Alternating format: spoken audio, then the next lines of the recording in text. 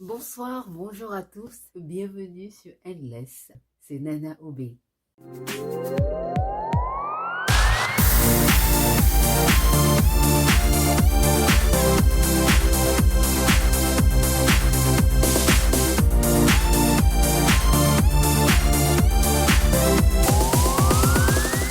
Alors, commençons right away avec le thème de ce soir. Ce soir, j'aimerais partager avec vous une citation de mon dernier livre intitulé Persévère, une collection de pensées que vous pouvez voir ici sur l'écran. Vous pouvez aussi trouver Persévère sur Amazon.com. Comme dans la majorité de mes publications, Persévère est aussi divisé par thèmes qui sont l'amour, le destin, l'échec, les relations et la solitude. Alors, le passage de ce soir est pris du thème l'amour. Allons-y. Dans le thème de l'amour, j'ai une citation qui dit « Ne retiens pas une porte qui veut se fermer, sinon elle te percera le poignet. » Alors qu'est-ce que ça veut dire? Parfois, il y a des moments où on est dans une relation qui semble assez compliquée. La personne avec laquelle on avait l'habitude de passer toutes les journées, tout le temps au téléphone, sans problème. La personne avec laquelle on avait le plaisir, l'engouement, on s'appelle, on reste au téléphone pendant de longues heures, ça discute, ça parle de tout et de rien. Et tout à coup dans la relation, il semble avoir un blocage. Tout devient vague, tout devient pesant.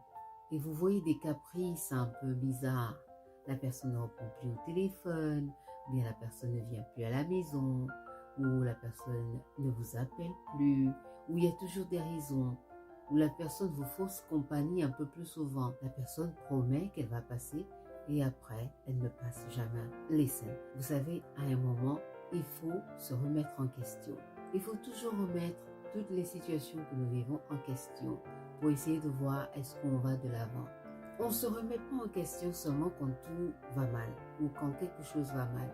Même quand tout va bien, on peut s'asseoir, essayer de voir, ok, en ce moment, je me sens très à l'aise. Ça fait peut-être quelque temps que nous sommes ensemble. J'aimerais un peu savoir si est-ce qu'on continue ou bien les choses doivent changer ou bien est-ce qu'on peut améliorer. En tout cas, toute relation doit avoir à un certain moment ce qu'on appelle une revue annuelle ou chaque 2 ans, chaque 3 ans, juste pour voir là où nous sommes en train de partir.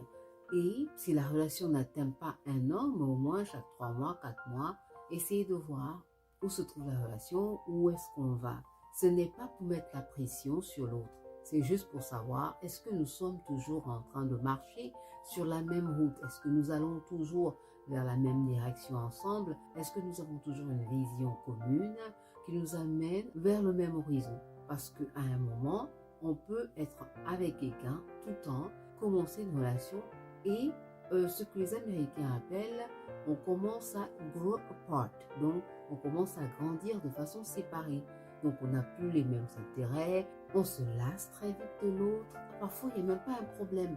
C'est juste que vous êtes arrivé à un point de votre relation où vous avez épuisé tout ce que vous avez eu à partager ensemble et il semblerait peut-être que cette personne ne remplit plus vraiment ce besoin d'amitié, ce besoin de compagnon ou de meilleur ami ou d'amant, etc.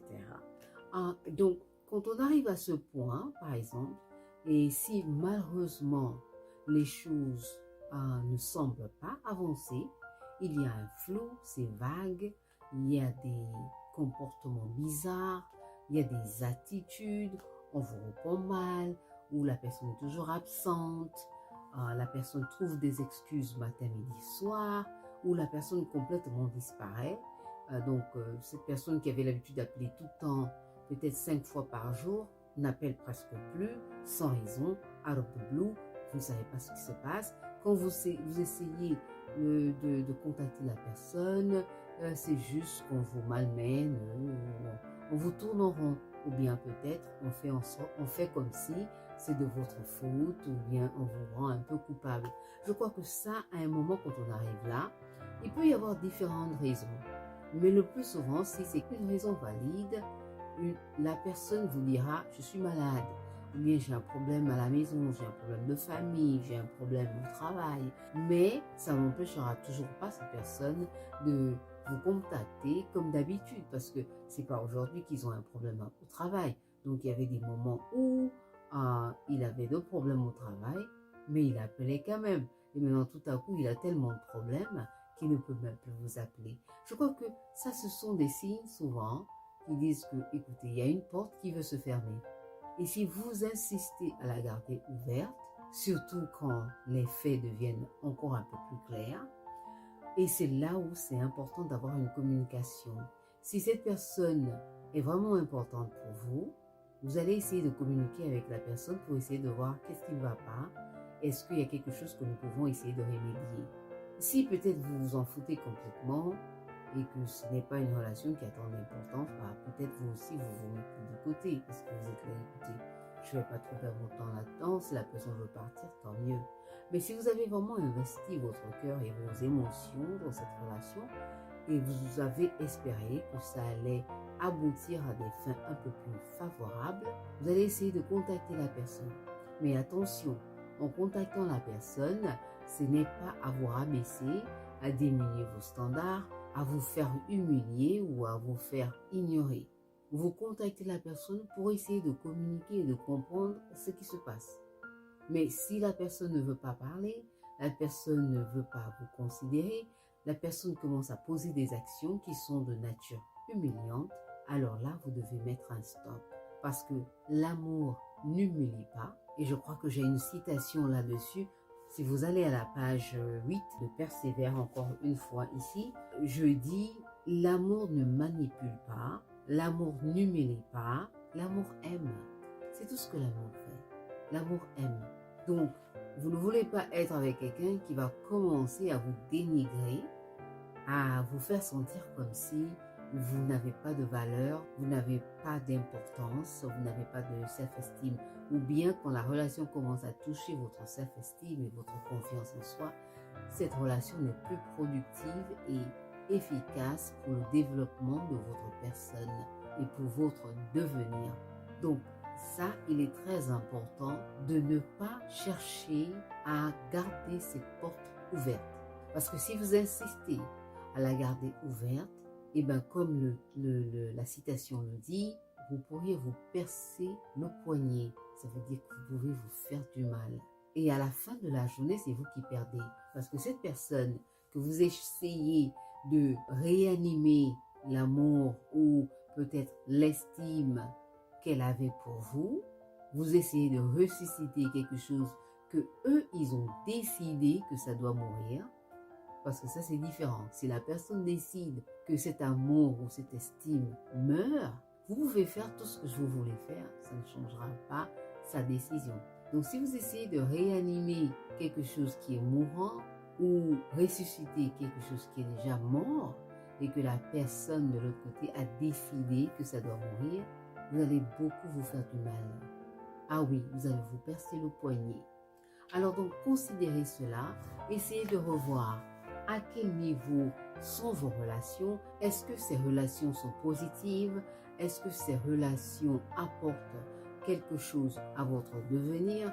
Est-ce que cette relation fait de vous une femme émancipée, une femme qui sait aussi que quelque part, elle est soutenue par quelqu'un et que avec tout ce que vous êtes en train de faire, vous avez un cheerleader. Donc, vous avez quelqu'un qui applaudit vos accomplissements et qui aussi en même temps essaie de vous aider à devenir qui vous êtes destiné à devenir. Alors ne forcez pas une relation, ne forcez pas une personne qui cherche à fermer la porte de votre relation. Laissez-la la fermer. Ça fera mal, ça ne veut pas dire que ça ne fait pas mal, surtout si vous tenez à la relation, mais le mal ne veut pas dire que la fermeture est une mauvaise chose pour vous. Parfois, le mal n'est qu'une réaction naturelle du corps parce que vous êtes en train de briser deux êtres qui ont investi du temps ensemble. Donc, il y aura toujours un mal, il y aura toujours une friction, il y aura toujours un moment de tristesse et et d'amertume, et parfois même de colère, de rage, parce que vous avez tant donné, vous avez tant cru que cela pourrait aboutir à quelque chose de permanent. Mais vous savez, on dit toujours, vaut mieux être seul qu'être mal accompagné. Avant d'aimer l'autre, pensez à vous aimer d'abord. Et cela vous donnera un signe que quand quelqu'un d'autre vient et essaie de vous manipuler, et essaie de vous écraser, et essaie de vous dénigrer, il n'aura même pas besoin de fermer la porte, vous fermerez cette porte en premier. Alors n'oublions pas, l'amour ne manipule pas, l'amour n'humilie pas, l'amour aime. Merci d'avoir écouté Endless. Passez une très belle semaine. Au revoir.